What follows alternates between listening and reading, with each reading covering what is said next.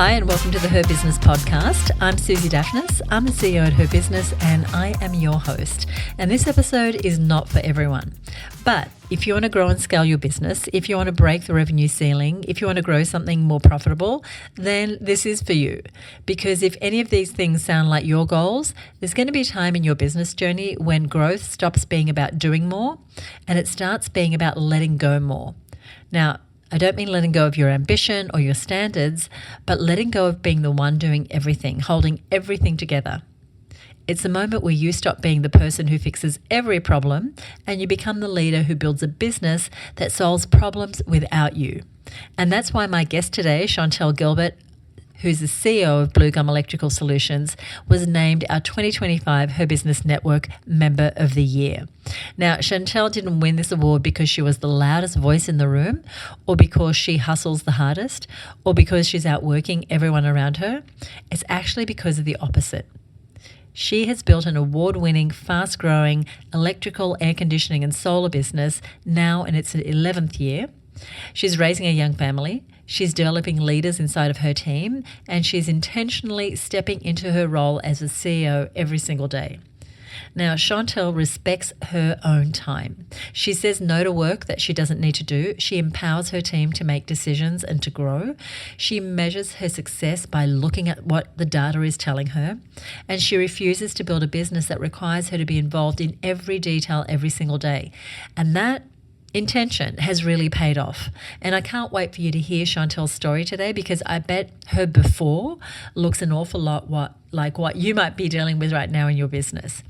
And she went from being the center of everything, the problem solver, the bottleneck, the management team, the just give it to me, I'll do it quicker person, to now leading a team that can run independently of her so that she can focus on CEO level tasks.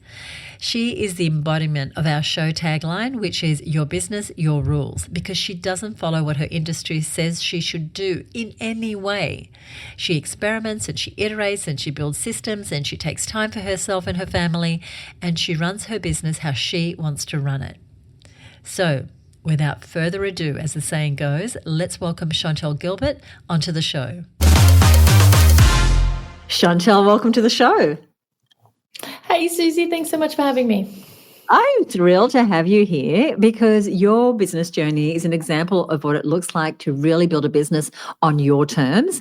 And so for those who don't know you yet, can you share a little bit about who you are, what Bluegum Electrical is all about, and how your business got started? Yeah, certainly. So as you said, my name's Chantel Gilbert. I am the CEO of Bluegum Electrical. We help local families increase convenience and comfort in their homes through electrical, air conditioning and solar upgrades.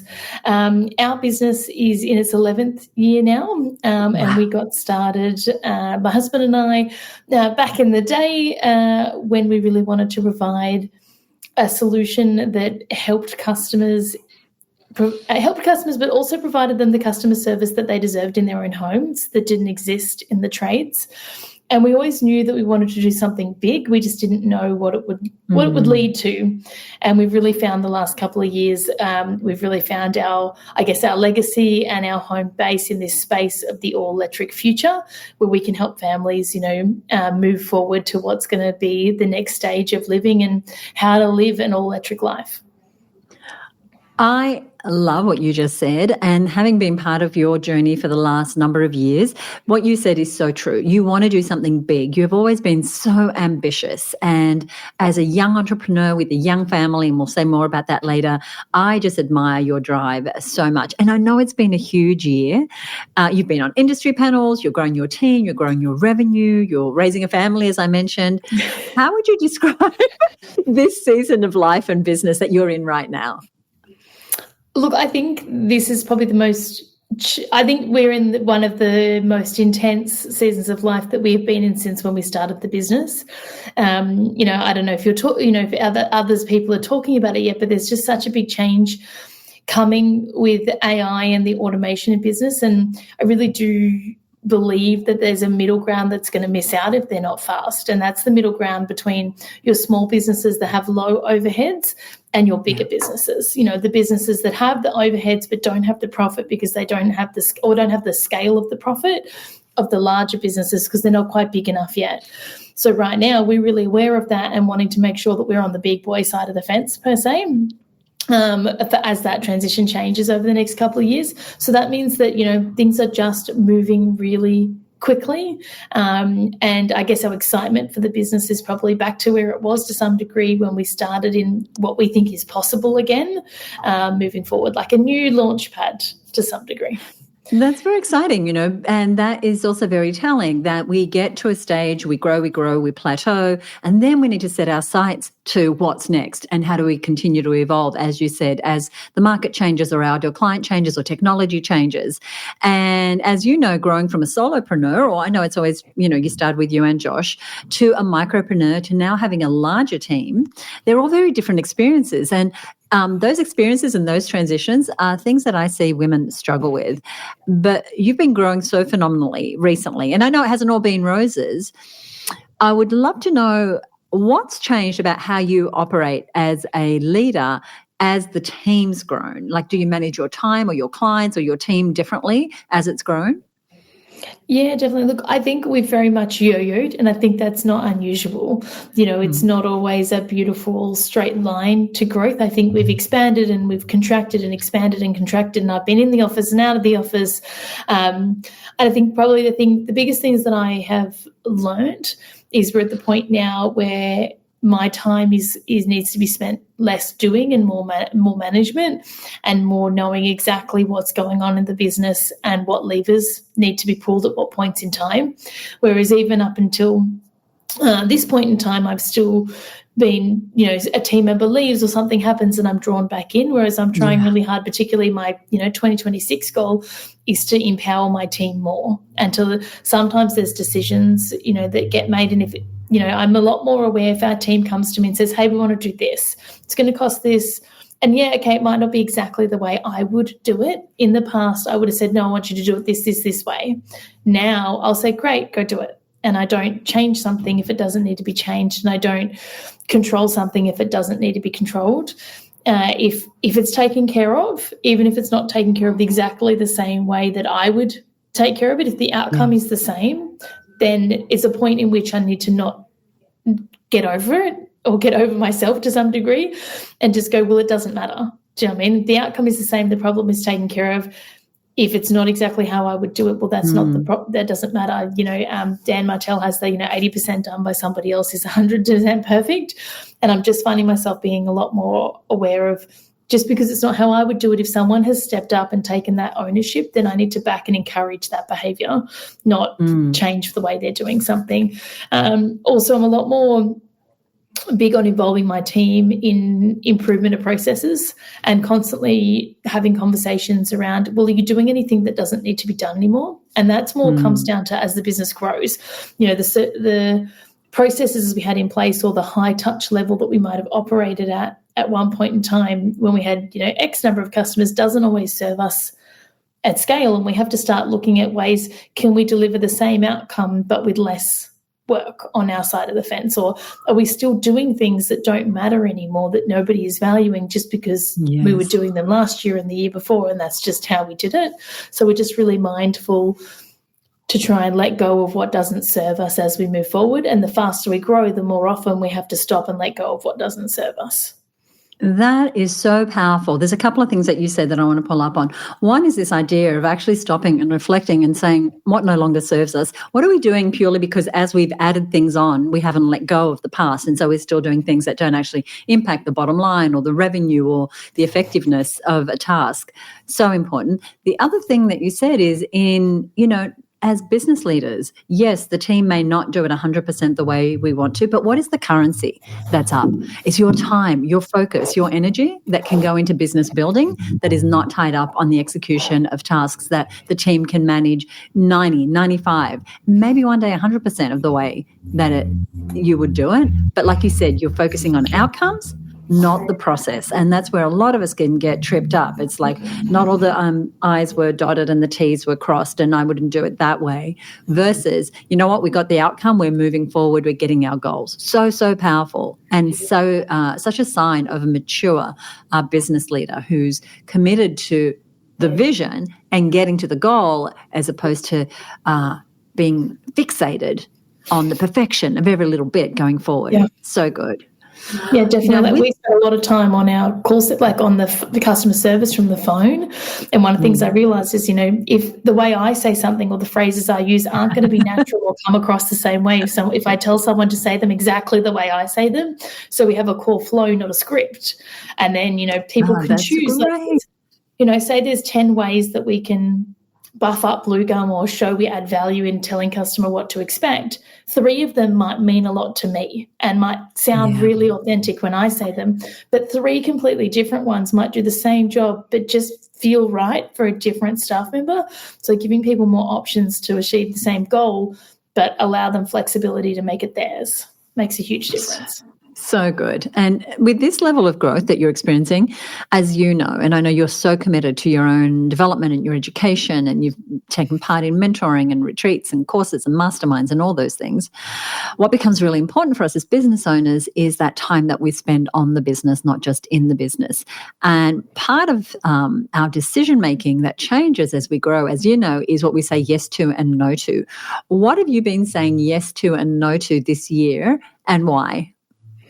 I've been saying yes a lot more to places that put me as the leader of the business, which I hadn't been saying yes to previously. And that comes down to we're at a point in the business where we need to start. We're attracting team members and the business needs me to some degree to be out there separate to the business as well and to stand up a bit more as a leader. So I've been saying yes to some more of those opportunities. I have been, we say no to different types of work that just don't have the right outcome. So for example, this is something we did a few years ago, but it's just a good example for anyone listening. We don't repair ovens. It's so small, and it's not because we don't want to or because we don't have the skills to. It's because the outcome that gets delivered at the end of the day is not.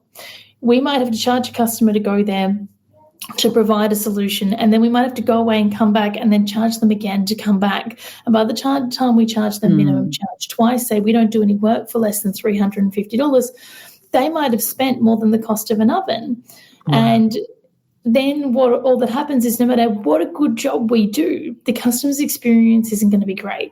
No matter how nice we are, no matter whether or not we solve the problem, we could still solve the problem and there could be another problem 2 weeks later. And even if everybody in our team did their jobs 110%, we still have the risk of a customer having a bad experience at the end of the day.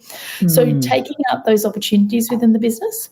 So just not offering services that have that potential. Let someone else do that and focus on what we know and we can guarantee will provide a great experience. It's not worth the $500 job to have the risk of that taint any customer's experience with our business. We just, kindly decline certain things. So we're a lot more particular about the type of works we take on. We're also streamlining more things. We've always done everything very customized and we still do, but just being a little bit more deliberate of, okay, well, if we go chase down this custom part, how much time and money is wasted in this process if it's the outcome being exactly the same just because someone wants to use this particular product? So we now have an approved products list and you have to get permission to put it on the approved list. That way we can sort of control products that get purchased or products that get quoted so that we don't catch ourselves out further down the line. I think me personally is I'm very wary of where I invest my time. I don't jump on every webinar. I don't jump on every, if I get asked to be on a podcast other than you, I'll probably, unless it's something that makes sense to me, I would now say no. Whereas previously I would say yes at anything anyone asked me. Whereas now it's more, my time is more valuable and I'm being very deliberate about where I put it and the leverage I can get from it. Yeah, I love what you're saying because there's time and money. And when we're new in business, we have more time often than money. And as we grow our business, it flips, right? And we're bringing in money, but our time becomes the most valuable resource. So you're making some really great decisions there. I'd love to know, in this period of growth, where you are right now, what feels most exciting and what feels most challenging for you? I think what's most exciting is the leverage piece. So independence from Josh and I. So the business is very close to being at a point where it's more independent from us. So previously, if we went away, there's been times that where I've been, my position has been independent enough that if I go away, it doesn't affect the business greatly. That hasn't been the case this year. We're just getting back to that. Whereas we've swapped, whereas there's been a case where Josh is now able to be away and less changes. So it's kind of one or the other, it seems like, but we're going to hopefully be in a position with both of us that when we step out of the business for a week, nothing breaks and nothing is slowed down or delayed. And that's sort of been our big goal for this year. So I think that, I'm really excited about being in that space, because when you have space, you can achieve so much more than when you don't. So us just having the ability to see the problems and fix the problems. Sometimes I feel like when things change in the business, it can be like the tide going out and you can see all the shells in the sand. It's like, and you can see all the holes in the sand. It's like your moment to go, oh, actually, now the tide's gone out. There's a hole. Let's plug that. Let's fix that. You don't always, when the waves are just crashing in one after the other and you're just trying not to drown, you don't have that opportunity. So I'm looking for really looking forward to that. I think we've been trying very hard to stabilize and I guess consolidate for a couple of years, and I feel like we're very close now. What we thought would take us a year to consolidate, it's probably taken us 3. But I think we're very close to finishing that stage of business and to be moving forward with more team members and more opportunity. And the more we grow, the other thing that's really exciting for us is it gives more opportunity for career development for the team that we have. So if we don't grow and we don't move forward, those great people in our team don't get the opportunity to step up into bigger roles. So, it's almost essential that we grow, because otherwise we can't provide them with their careers that they need. That's very, very considerate of you. I was laughing because it's such a great analogy of being being thrown around by the waves, which we do get, right? We get thrown around. We're so in that, in the wash that we don't get the peace to see. And and you know how important it is to pause and reflect, which brings me to a question about balance. Now, I'm not a big fan of the word balance, because I think there's seasons of life where you're just pushing in more areas or giving attention to others. But I have to ask you, because you are raising a family, you're managing a team, you're representing your industry, as I said, you're on panels and being out there as the thought leader. Listeners might go, well, how do you do all that? Look, it's a really great question, and I don't necessarily think I have all the answers, and it's never perfect. But I don't know who it was. It might have even been you or someone that we heard speak, and it's this idea. I didn't make it up. I just don't remember where it came from, so I can't credit it. But it's the idea of that work-life balance is also often considered this like line down the middle of something. The A and B is on either side, and there's this line down the middle. And the approach that I have taken is that, there's a line down the middle, but sometimes we go over this way, sometimes we go over this way, and we just like weave our way through. Right. And there's moments of time that we spend more, there's time where we are away with our kids and able to do great holidays and adventures. And, that's definitely in the work-life, family camp. But there's also times where, we've got to get grandparents to help look after kids and we're overworking, mad hours, and the 2 level out across the year. And I think the biggest thing I kept trying to take Fridays off. Like it had been a thing for me years. I was going, I'll take Fridays off. And every time I'd take a Friday off, something would happen. Like I'd be like lying in the sand, pull the kids out of daycare, and a staff member would quit the next day. I'd be like, oh my goodness. And I've just come to terms with the fact that I'm okay with working Fridays, but we take 10, 11 weeks off a year. And I did the maths just last week where I went, okay, well, that's the equivalent of me taking Fridays off.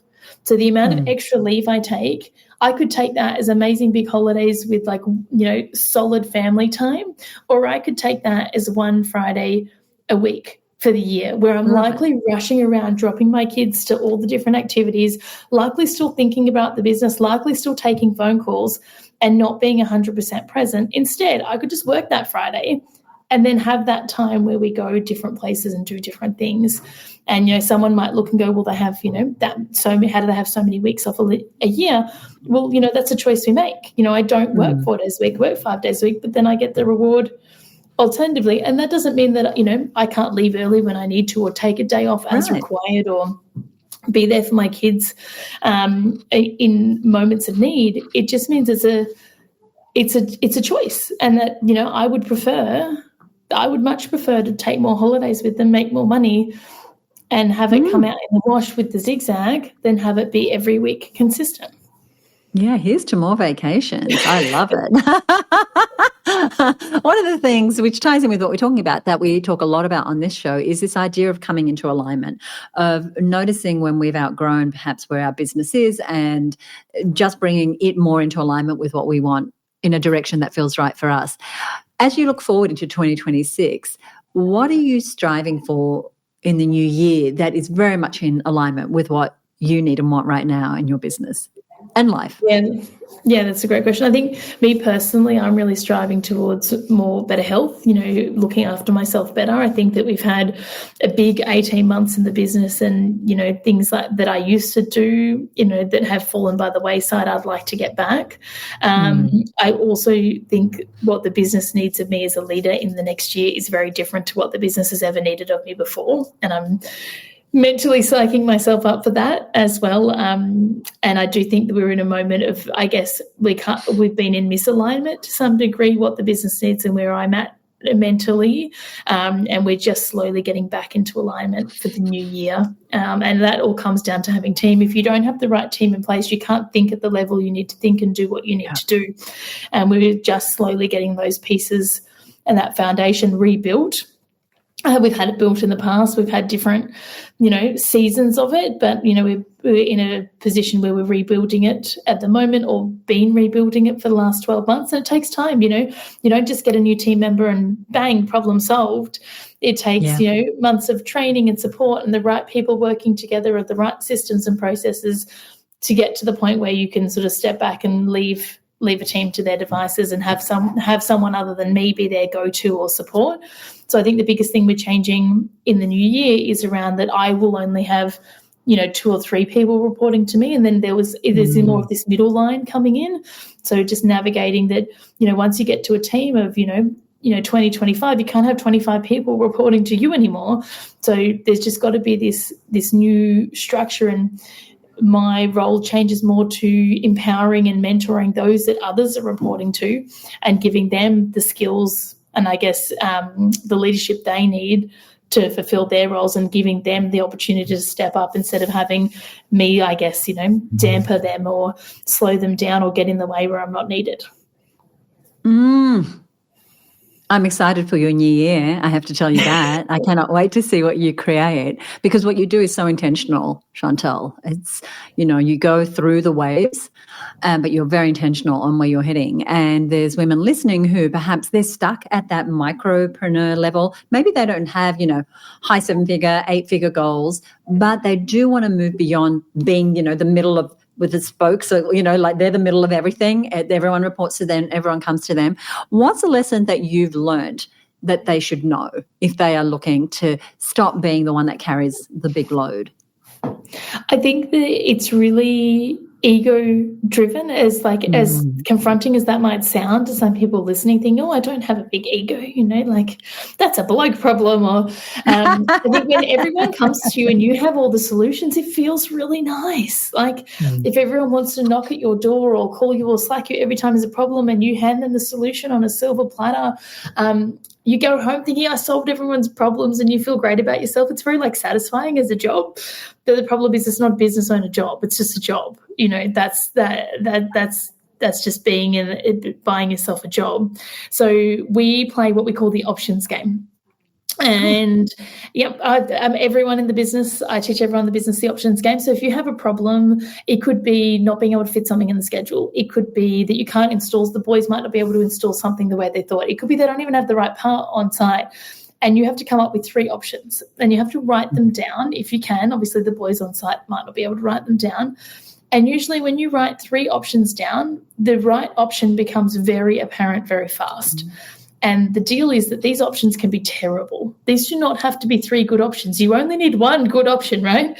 So you just write 3 options down and you just get clear on what are 3 ways we could solve this problem. And if you can't come up with any options, it's what's the information that we're missing. So if you can't even come up with an option yet, there's a good chance there's just a chunk of information. You don't need the person might not need the answer. They just need the piece of information that's missing to be able to come up with the options. And I'd say that, 9 plus, if not 10 times out of 10, everyone can come up with their own solution if they just stop to write down the options. I like the options game. Yeah. And you have to stop solving people's problems. Right. And that's a part of leadership. Yeah, you have to shut up.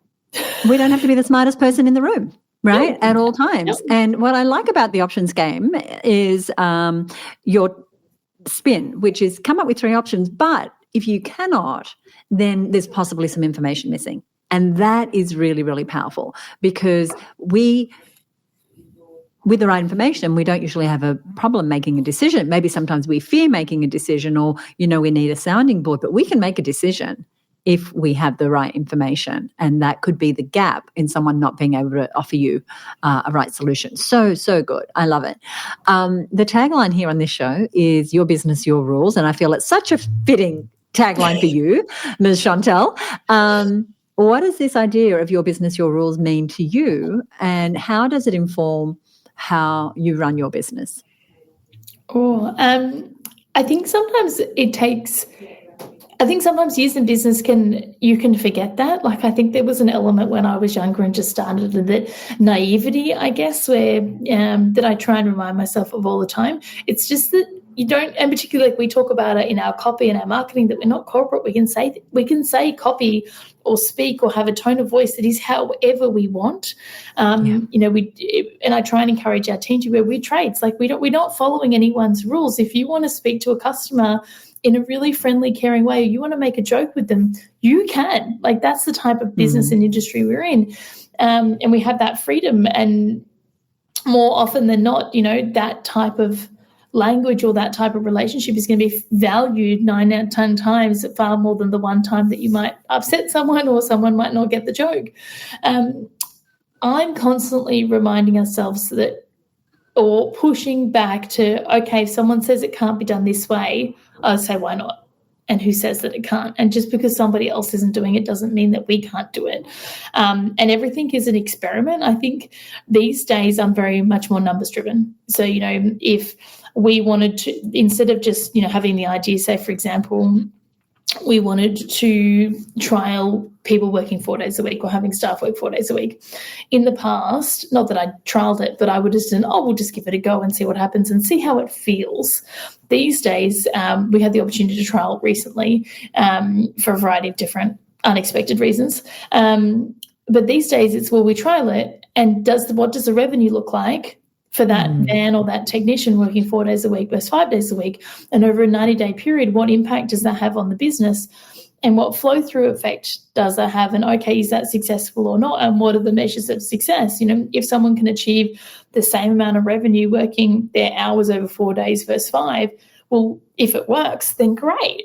It didn't work. But we at least know that. And we're not just saying it didn't work because it didn't feel right, or we didn't think that they made as much revenue, or didn't feel like they got as many jobs through. We say that because we know what the data was the 90 days beforehand, and then we know what the data is for the next 90 days, and we know what it costs the business. And the courage to try it and then be willing to say, no, that didn't work. I'm going to take it back, and we're going to go back to doing it the other way. That takes courage too, right? Because people could think, oh, I'm going to go back on my word. No, you're doing the best thing for the entire, everybody, for the entire organization, because the more successful your organization is, the more successful your team members will be. So really, really, really good. When you look out in the new year, sorry, go ahead. One of the things I want to share on that while we have the chance is something that I learnt this year, is this idea of cycles. And I think up until this year, there'd been an element in our business of, throwing stuff against the wall and seeing what stuck, or chasing shiny, bright objects. And I think that there's certainly merit in moving fast. It's just moving fast with data. So if you want to try different things, or you want to move quickly, or you feel the need to move quickly, do it, but do it in a very clear cycle where you start with the strategy, you execute the strategy, you get the data. That's half the cycle. Then you reevaluate and you go again. And the more times that we can do that cycle as a business, if we can fail 3 times in the time frame one of our competitors is still thinking about trialing something, then we are 10 times ahead, because in those 3 fails, we've not only had a go, but we've worked out what the right thing is, and not what we think the right thing is, what the data says the right thing is, and we move forward. And they're still deciding even if it's worth a risk. I so admire your guts and your vision and your willingness to learn and grow. And I just want to say I cannot wait for the new year and what it brings you and your family and your business, and say thank you so much for being a part of my world. And is there anything you'd like to leave us with? If there are any other, mums or people with young families listening, the biggest thing that I hear, or people come and ask me after I speak at these things, when they ask me, how do I do it? Then I say, well, how often are your kids in care? And they say, 1 or 2 days a week. Just if this is what you want, it isn't, you can't have everything. You can't be at home 5 days a week looking after your kids and running a business. You have to choose at some point. And, a lot of time people feel guilty putting their kids in extra care. And as we go into the new year, when this is released, if you're wanting to achieve more in your business and you have young kids that might be in care, don't hesitate to ask to put them in for another day. That you need to bank yourself on your time being worth what it costs you to put them in, so that when you are working, you can work. And when you're not working, you can be with your kids and be present. And I found that when you try and do both at the same time, you're not good at either. So, you just need to pick the moments in time where you choose each one. And don't hesitate to ask or get more help. Don't just, don't stay with the waves crashing, call the lifeguard. I love it. What a beautiful place to end. Thank you so much for being my guest. I so appreciate it. Absolute pleasure. Thanks for having me, Susie. I'm sure you can see why I love Chantel so much. She really is the definition of a woman living the your business, your rules kind of life. And I want to bring your attention to something I found really integral to Chantel's success. The reason why I believe she's been able to grow so much over the 11 years that she's had Bluegum. It's not because she's hardworking, which of course she is. It's not because she's an expert at her craft, which again, she totally is. It's because she's so willing to experiment. That is her playing by her own rules. If she wants to try something new, she tries it. She experiments. She finds out what works and what doesn't. And she's not afraid to say, oh, well, that didn't work, so let's try this next. That's a quality that I admire so much in business owners. It's this flexibility to innovate, to try, to experiment, and the willingness to be wrong. And those decisions are the types of CEO level decisions that we get to make in our business when we set aside time for them, rather than being stuck in the weeds. We get to decide how to make our systems better. We get to tinker with our processes. We get to try new things and imagine new ideas or new offers or new strategies. That is the heart of being a business owner who plays by her rules. And I just think Chantel embraces that so well. And I'm sure you can see why we chose to feature her as this year's HerBusiness Member of the Year. Now, as we close out, I'm excited to say that we have officially chosen the 2026 Member of the Year, and you'll find out who that is in our Best of 2025 email that you'll get in your inbox on the 1st of January if you're a subscriber. If you do not get our newsletters, just email us at info@herbusiness.com and ask to be added. Now, I cannot wait to bring you so many more stories and inspiration from other women business owners in upcoming episodes. There is so much that we can learn just by seeing and hearing from women who have walked the path that we want to walk. And so if right now you are trying to grow your business, if you're trying to move from micropreneur to entrepreneur with a larger team, or even from a solopreneur to a micropreneur, Chantel's advice is gold. And I'm going to put Chantel's information in the show notes of this episode, and I'm going to encourage you to check out everything that she's up to and just follow her journey in 2026. I know she's going to be up to some amazing things.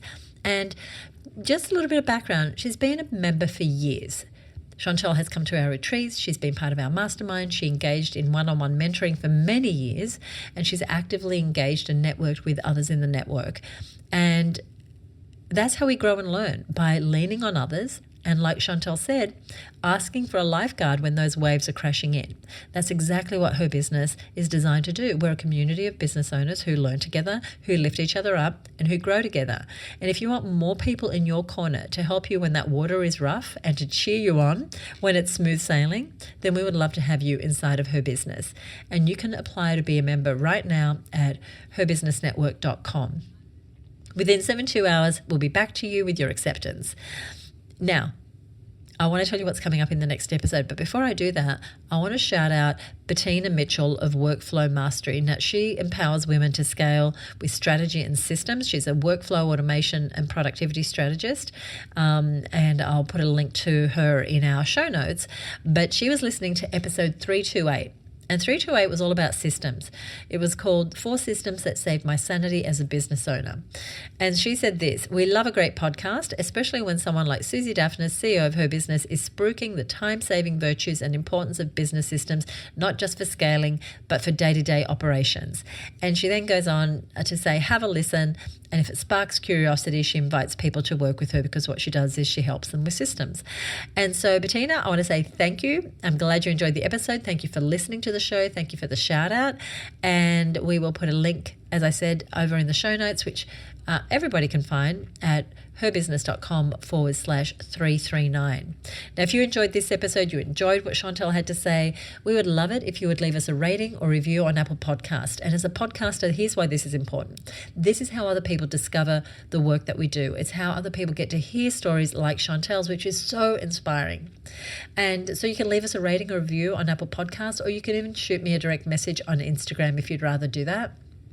We are at Her Business on Instagram. And if you don't already follow us there, please do, because we post almost daily new ideas and tips and strategies. Once again, on our website at herbusiness.com/339, you'll find a summary of today's episode and links to other resources that we've mentioned. Now, I teased you about next week's episode. So in next week's episode, I'm going to explain why I decided to let go of one of my biggest money makers. I'm talking hundreds of thousands of dollars in revenue. It was a big decision. And I know that if you're sitting on something that you're doing in your business that no longer fits who you've become, but you've been hesitant to let it go, then you are really going to enjoy that episode. That is coming up 1 week from now. So if you're new to the show, make sure that you follow or subscribe. If you're a regular listener, thank you. I love you. And watch for that one coming out a week from now. I'll see you then right here on the Her Business podcast. Bye for now.